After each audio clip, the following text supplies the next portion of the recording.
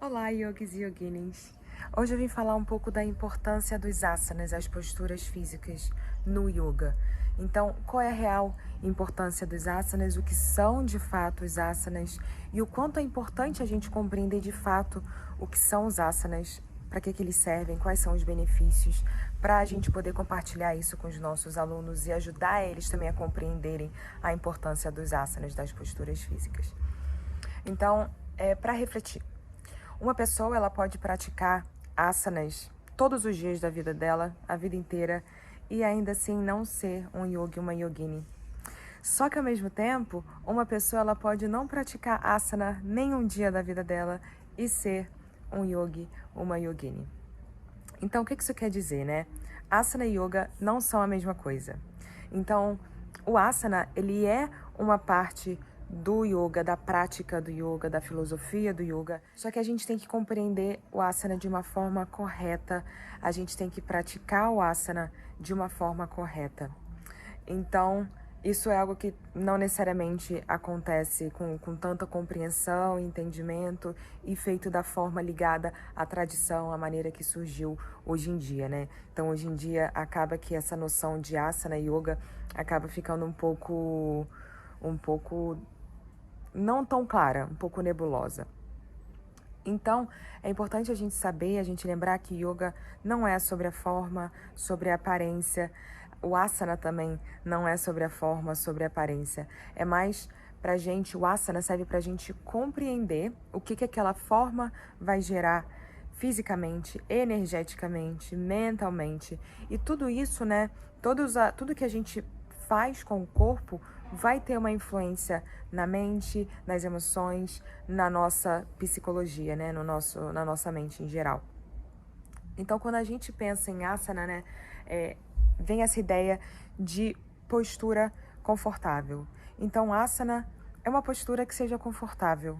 Então, para que a gente pratique um asana de verdade, na sua verdadeira essência, a gente presta atenção no alinhamento. Então, primeira parte do asana, buscar um alinhamento correto para que a gente consiga manter o prana, a energia vital fluindo, para que o corpo físico se mantenha seguro, para que a gente não provoque nenhuma lesão. E aí, a partir de um alinhamento correto, lembrando que não existe uma ideia fixa do que não existe uma foto do que é esse alinhamento correto. Existe uma ideia do alinhamento, só que esse alinhamento, ele se encaixa em qualquer tipo de corpo. E aí tem diversas modificações também que a gente pode oferecer para os alunos, para as alunas, para que ocorra um alinhamento correto dentro de modificações. Então, o asana, qualquer asana, a gente pode oferecer variações, modificações para que seja acessível às pessoas, né? Diversas gradações, modificações para que seja acessível a todos. Então, primeiro ponto, né? Buscar um alinhamento correto, manter o prana fluindo no corpo energético, mantendo o corpo físico seguro, saudável. E aí, o alinhamento vem junto com a respiração. Se a gente vê que a respiração não está mais fluindo, que está prendendo a respiração, segurando o ar, se a respiração fica muito errática, fica muito rápida, agitada, ou então fica com ritmo irregular, significa que já perdemos o asana, não é mais asana. Então, o alinhamento vem junto com essa respiração que é fluida. Então, o corpo físico e a respiração, eles estão juntos, um não se desconecta do outro, né? E só quando a gente consegue manter um alinhamento correto, seguro, a respiração está fluindo ok, aí que a gente parte para buscar maior profundidade na postura, né? Para poder buscar outras variações, buscando uma maior intensidade na postura.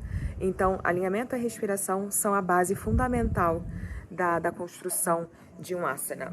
E sempre lembrando também que a gente percebe a construção de um asana, de qualquer asana, se inicia na base.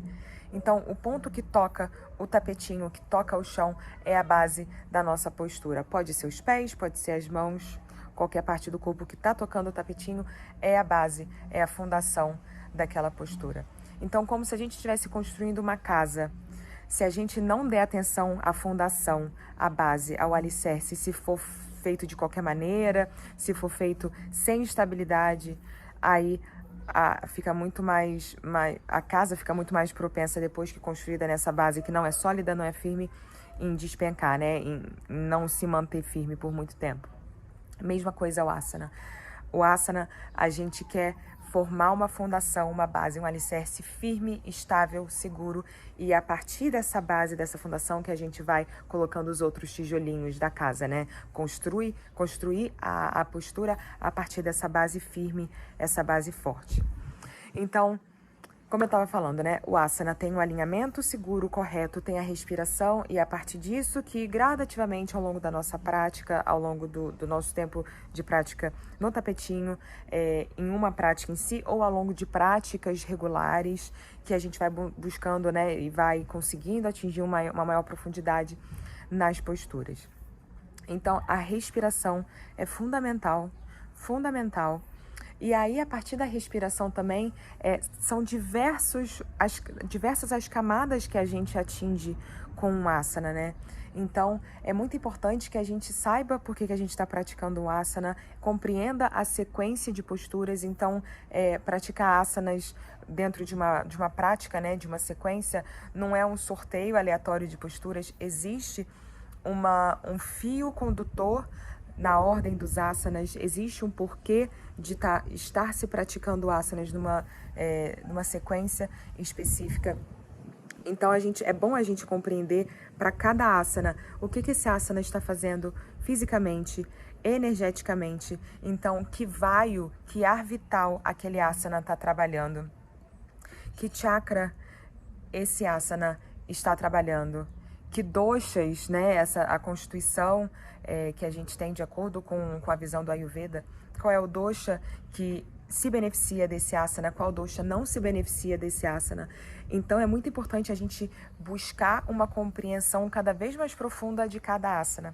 E essa compreensão vem a partir da nossa prática regular e a partir também do estudo, do aprofundamento, estudos com um professor experiente.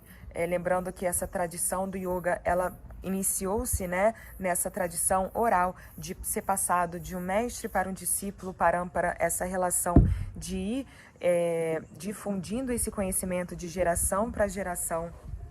Então, buscar um mestre, um professor que tenha um conhecimento muito profundo desses ensinamentos do asana e experimentando isso tudo no seu corpo, né, para que você possa sentir todos os benefícios, todas as sensações, tudo que aquele asana causa na camada física, na camada energética, na camada mental, emocional, espiritual.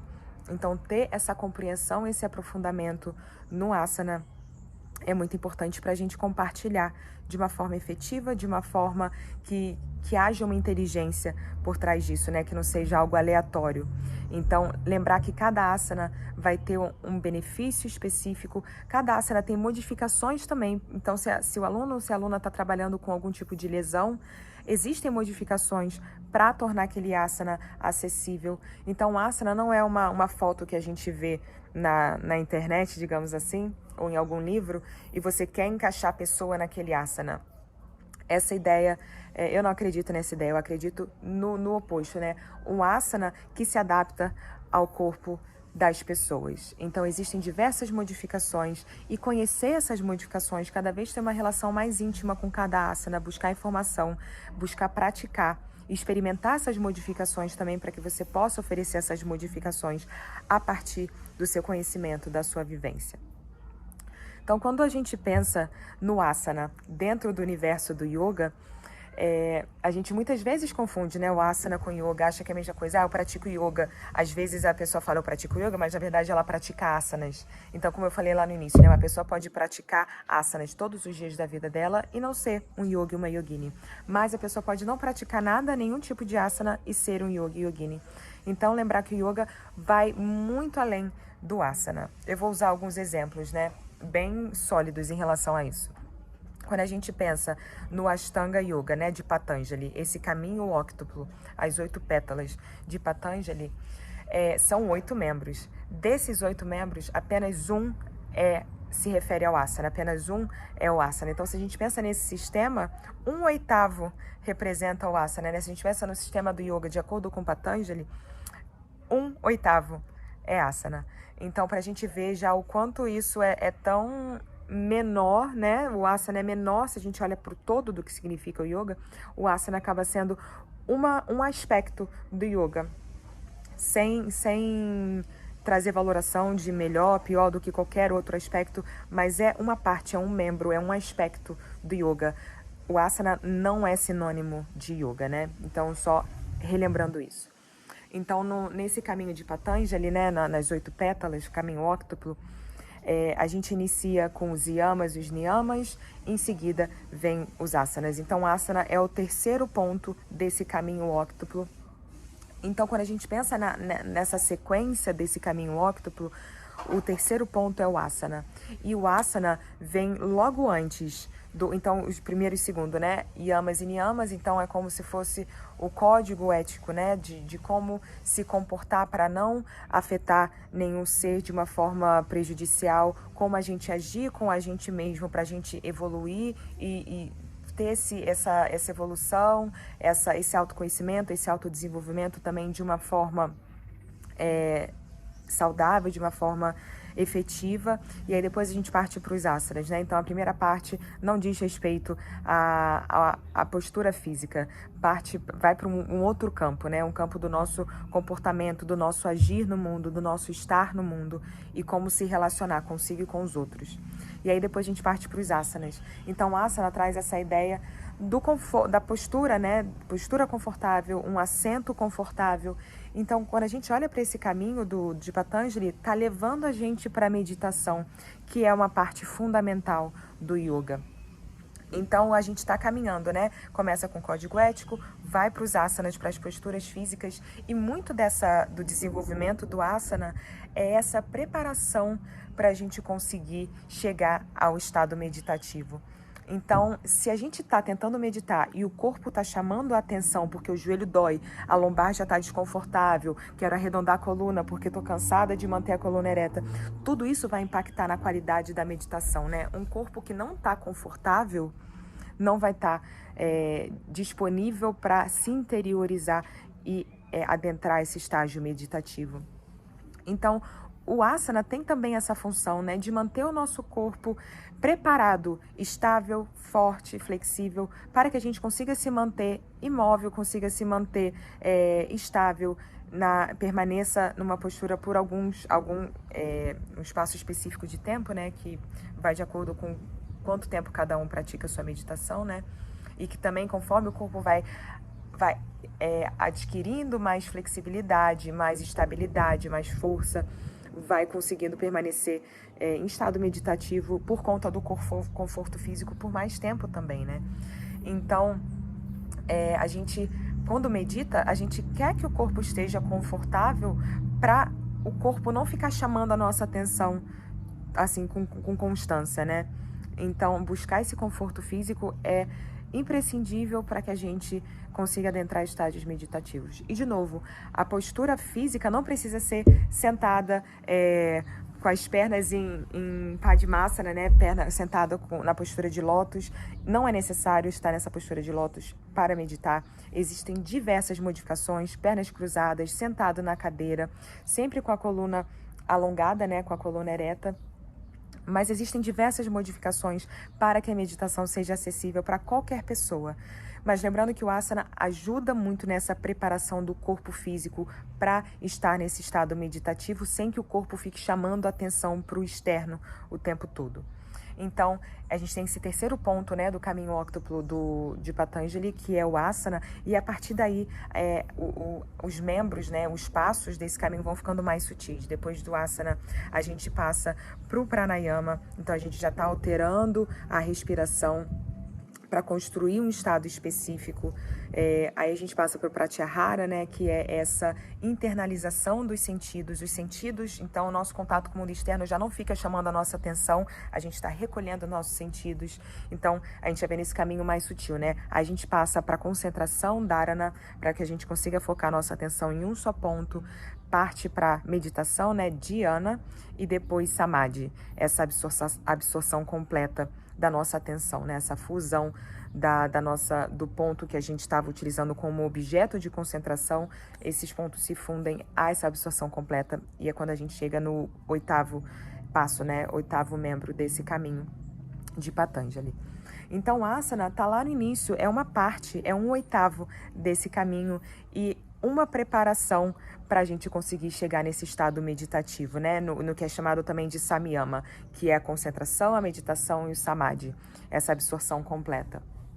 Então, asana, de novo, é essa partezinha do yoga. E se a gente pensar também nos Yoga Sutras de Patanjali, né, que hoje em dia é chamado de Yoga Shastra de Patanjali, tem de 196, né? O total desses Yoga Shastras são 196 aforismos. O que são aforismos? São essas frases bem concisas, bem curtinhas, que compilam um ensinamento, que resumem um ensinamento mais complexo, um ensinamento mais profundo, de uma forma simples, de uma forma sucinta. São 196 aforismos. Desses 196, apenas 3 falam de asanas. Então, de 196, apenas 3. Então, é algo para se refletir, né? Que realmente asana e yoga não são sinônimos. O asana é uma parte do yoga, dessa prática, dessa filosofia, né? Então, eu vou falar um pouquinho mais desses shastras, desses sutras, esses aforismos que falam um pouco sobre o asana. Então, o primeiro deles é o Stira Sukha Asana, e esse sutra especificamente fala sobre o asana que deve ser uma postura que, ao mesmo tempo que é estável, ela é firme, mas ela também tem o conforto. Ela também tem sukha, é doce, né? É açúcar. Então, sukha é o açúcar, é a doçura, é o conforto, é o se sentir bem, é um bem-estar na postura. Então, a gente quer balancear, equilibrar tanto o conforto quanto a estabilidade, a firmeza, a força.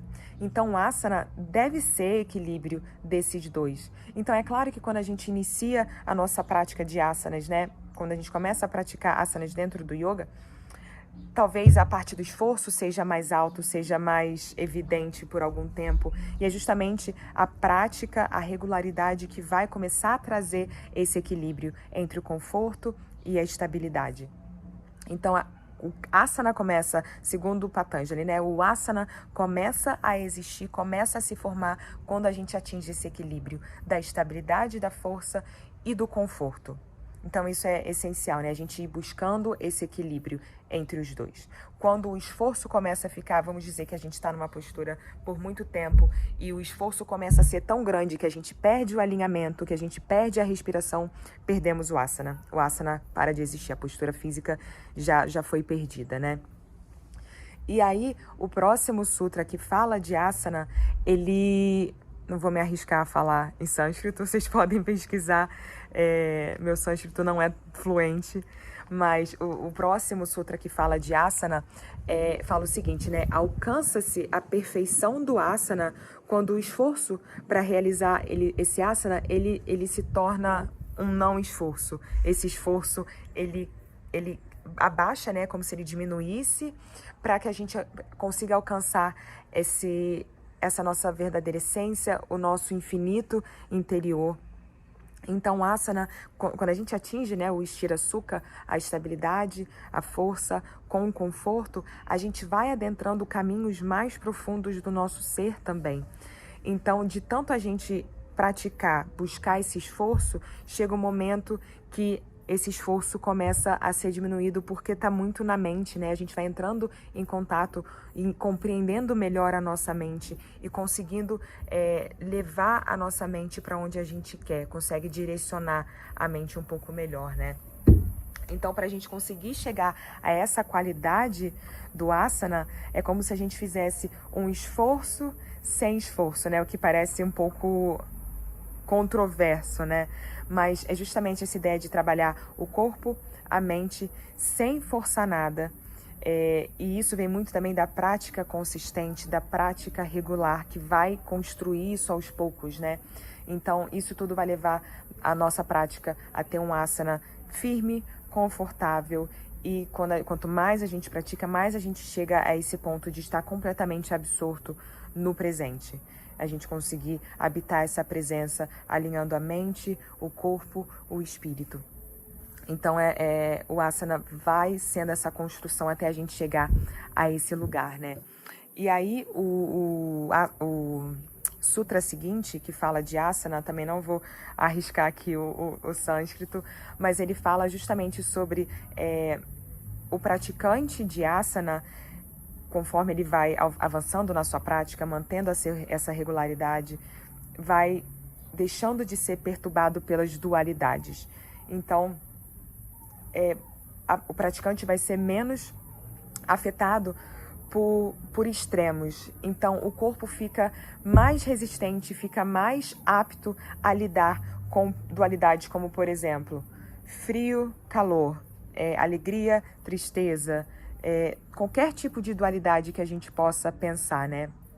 E aí isso mostra que a nossa mente, as nossas emoções vão ficar menos flutuantes, mais estáveis. E aí a gente consegue caminhar na nossa vida, caminhar pelo mundo de uma maneira mais estável, de uma maneira mais centrada, de forma que os altos e baixos da vida, as variações externas no mundo externo à nossa volta, não nos afete tanto. Então essa dualidade começa a ficar menos óbvia e a gente não se perturba tanto, não se afeta, não se influencia tanto com essas dualidades, né?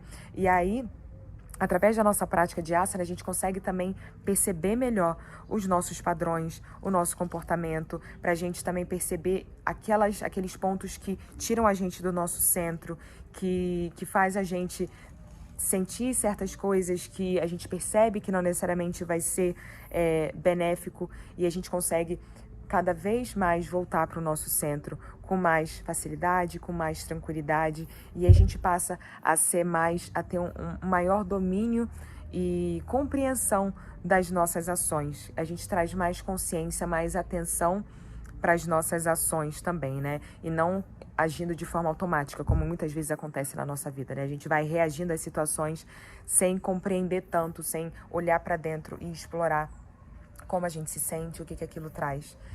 Então, isso foi uma forma de ilustrar um pouco melhor, né? A importância do asana. Sim, os asanas são muito importantes, só que eles não definem o yoga. E é importante a gente compartilhar isso com os nossos alunos também, para que não seja um exercício físico. Então, se o aluno ou a aluna vem para a prática de yoga, faz lá aquelas posturas lindas, alinhamento perfeito, etc., volta para casa sem refletir, sem trazer essa reflexão, né? Então é muito importante que a gente, enquanto professor, instrutor de yoga, provoque também essa reflexão, esse entendimento, compartilhar o que está por trás dos asanas, e isso vem da nossa compreensão. O que o asana faz fisicamente, energeticamente, mentalmente, cada vez mais se aprofundar no universo de cada asana, né? Para a gente conseguir compreender e compartilhar da melhor maneira possível, com mais conhecimento, com mais sabedoria.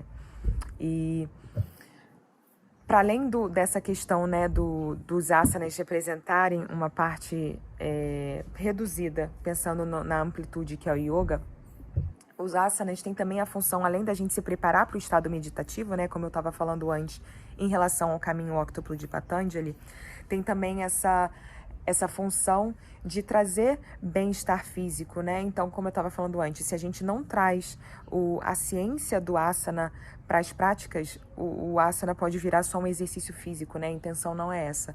Mas o asana, sim, traz força, traz estabilidade, traz flexibilidade para o corpo físico, traz bem-estar, melhora a nossa saúde, nos mantém bem.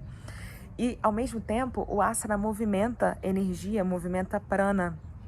Então, isso é algo que a gente também é bom de lembrar, né? E é bom disso estar intrínseco à maneira que a gente monta a sequência, a quais tipos de asana a gente vai trazer para uma prática, né? Então, eu gosto muito de pensar que o momento da prática de asanas é um momento de laboratório, de se explorar, de se pesquisar, de se conhecer, tanto no aspecto físico, quanto no mental, quanto no energético, quanto no espiritual. É um momento de se conhecer cada vez melhor e de refinar esse entendimento de si mesmo.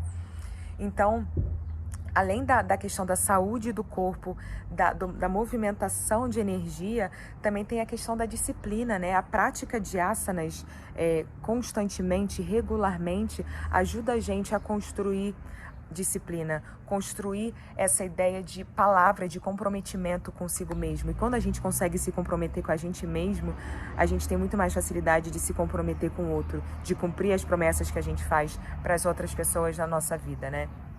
Então, o asana ajuda a construir tapas, que tapas é esse calor, né? Esse fogo que permite que a gente se transforme, que permite que a gente tenha essa força de vontade, essa disciplina. E não apenas na nossa prática, né? O fato da gente manter a nossa prática regular aumenta a nossa disciplina na prática e em todos os outros aspectos da nossa vida, né? Então, o asana tem uma importância muito grande. Então, o asana nos ajuda também a lidar com a relação que a gente tem com o nosso passado. E por que isso? O nosso corpo, ele é uma caixinha de memórias, né? Do que a gente já viveu, das nossas escolhas do passado, do que a gente já fez, da maneira que a gente pensava, da maneira que a gente enxerga o mundo, da maneira que a gente digere o que acontece com a gente, as experiências que a gente vive na nossa vida, tanto fisicamente quanto mentalmente. Então, quando a gente vive estresses, vive desconfortos, vive momentos difíceis na nossa vida, as nossas emoções vão impactar a nossa fisiologia, vão impactar o que a gente carrega, né, no nosso corpo. E aí, uma pessoa que está vivendo um estresse, por exemplo, isso vai se refletir no corpo. O corpo vai demonstrar resistência aos asanas, por exemplo.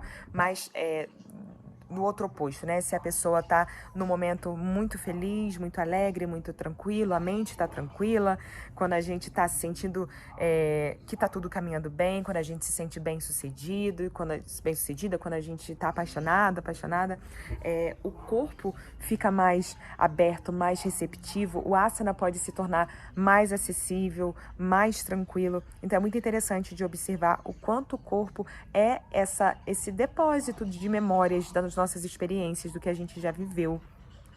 Então, o asana, ele transforma o corpo, mas o corpo vai muito além de só matéria, né? De só físico. Então, o corpo também vai movimentar, o prana vai movimentar, vai afetar nossa mente, nossas emoções, vai afetar camadas muito mais profundas para além do físico. Então, o asana, né? Ele vai transformar as respostas físicas a experiências que a gente já teve, para a gente aprender, né, e aperfeiçoar a maneira de lidar com essas situações no futuro, né? Então, por exemplo, é muito importante que a gente compreenda qual é as diferenças dos movimentos, né, das orientações da coluna vertebral. Então, a gente tem a extensão, flexão, extensão lateral, torção. Então, qual o significado, o que traz, o que cada tipo de movimento vai trazer, não só fisicamente, mas também energeticamente, né? Que tipo de relação isso tem. Então, é muito importante, isso é só um exemplo, né? É muito importante que a gente compreenda e explore todas essas informações, conhecer os asanas profundamente. Então, se você não conhece, né, não tem essas informações, a prática que a gente está guiando vai acabar sendo esvaziada, vai acabar não sendo tão precisa e tão confiável, né? Então, vai ser basicamente um jogo de adivinhação, um jogo de movimentos físicos aleatórios, digamos assim. Então, é muito importante que a gente compreenda, como eu falei lá no início, a função de cada asana, como se constrói uma aula, uma sequência, uma prática que seja eficiente, que esteja endereçando todas essas questões de uma forma lógica, de uma forma que faça sentido, né? Então, em todas as práticas, né, dentro do Hatha Yoga, é muito importante que tenha a parte dinâmica e a parte estática. Então, o ideal, né, é que existe essa combinação de ambos. É claro que hoje em dia a gente vê diversos tipos de prática diferentes, todas têm o seu valor, cada uma vai ter uma explicação para o que está sendo feito, né? Então, cabe também a você pesquisar e experimentar o que funciona para você, pesquisar o que faz sentido de termos de compreender de onde vem essa prática. Mas no Hatha Yoga, né, a gente tem essa parte dinâmica e a parte estática. O ideal é ter essa combinação, né? Então, a parte estática é quando a gente permanece numa postura por algumas respirações, 1, 2, 3 minutos. E aí, nesse momento que a gente está na versão estática, quando a gente está permanecendo na postura por um tempo determinado, é aí que a gente vai encontrar a interseção do corpo e da mente, né? E aí a gente consegue explorar o prana, essa energia vital, aí que a gente trabalha na estabilidade mental, trabalha no tapas, na nossa disciplina, nesse fogo, nesse calor que nos permite nos transformar. Mas a gente também precisa da parte dinâmica. Então, a parte dinâmica geralmente acontece antes da parte estática, né? Então, a parte dinâmica vai servir para aquecer o corpo, para depois permanecer naquela postura, mas também vai servir para movimentar o prana, movimentar a energia no nosso corpo, né? No corpo energético, consequentemente no corpo físico, né? Então, para a gente permanecer naquela postura, a gente também, na parte dinâmica, a gente também já começa a desenvolver a respiração. E é importante também explorar e conhecer, compreender o porquê e a função dos tipos diferentes de respiração. Tem a respiração que a expiração é mais alongada, respiração lângana, tem a respiração que a inspiração e a expiração têm a mesma duração, que é a respiração samana, e tem a respiração que a inspiração é mais alongada, dura mais tempo do que a expiração, que é a respiração brahmana. Então, é muito importante a gente compreender cada uma delas e em que asana, em que tipo de prática a gente utiliza cada uma delas, né? Então, essa pesquisa, tanto buscando de professores mais experientes, quanto buscando de livros, apesar de não ser a maneira ideal de buscar essas práticas físicas, né? Eu acho muito importante que se receba isso de alguém e que se experimente, se receba isso de alguém que já está nessa prática, nessa estrada há alguns anos, e se experimente em si mesmo, né? Em si mesma. E aí compreender os asanas, compreender que respiração é mais benéfica para aquele tipo de asana, para aquele tipo de intenção que tem aquela prática, né? Então, voltando, tem a parte dinâmica, que prepara o corpo, aquece o corpo, movimenta energia, e depois a gente pausa, tem a permanência na versão estática da postura, né? Então, o asana, ele realmente acontece na versão estática, né? Que é quando a gente está movimentando a energia estagnada no corpo, o que vai impactar na mente. Então, é importante lembrar disso. Então, sempre relembrar, né? E lembrar aos seus alunos, suas alunas, que yoga não se resume a asana. E você, como professor, instrutor, instrutora, compreenda, estude, explore, experimente os asanas para compartilhar, compreender a sequência, como fazer uma sequência efetiva, lógica, que faça sentido, que tenha um fio condutor, que tenha uma intenção, para que não seja uma prática aleatória, um asana depois do outro, sem saber direito porquê, sem saber a função energética, senão isso pode... A gente tem que ter muito cuidado, né, quando a gente está trabalhando com outros seres, quando a gente está movimentando a energia de outros seres. Então é algo muito precioso e a gente tem que cuidar muito para fazer isso de uma forma precisa, de uma forma cuidadosa, de uma forma que a gente esteja se valendo, bebendo na fonte da ciência, né, que está sendo mantida aí há tantos mil anos, né? Então, o yoga moderno acaba que traz diversos novos fatores, diversos novos tipos de prática. Então, a gente vê diversos estilos diferentes a todo instante surgindo. Mas é importante que a gente beba na fonte também da tradição para compreender o porquê. E se você pratica algum tipo de estilo do yoga moderno, se questionar os professores, compreender cada vez melhor e mais profundamente o porquê de cada asana, da sequência, compreender o que isso está fazendo energeticamente, né? Então, vou deixar essa reflexão, né, de pensar que yoga não se resume a asana. Yoga é uma partezinha. Tem grandes yogis e yoginis que não praticam asanas, e tudo bem. Tem até, né, quando a gente pensa lá nos caminhos do yoga, Jnana Yoga, que é um yoga que busca mais conhecimento, a parte mais intelectual do yoga, né?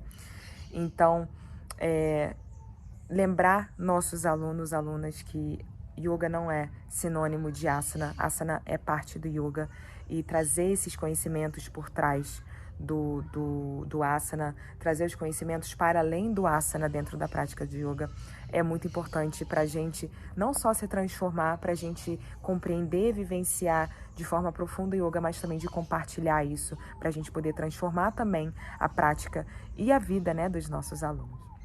Então, se você tiver alguma pergunta, alguma dúvida, algum comentário, fica à vontade para deixar aqui, e te convido para seguir as redes sociais. Tenha um ótimo dia, namastê, e até a próxima.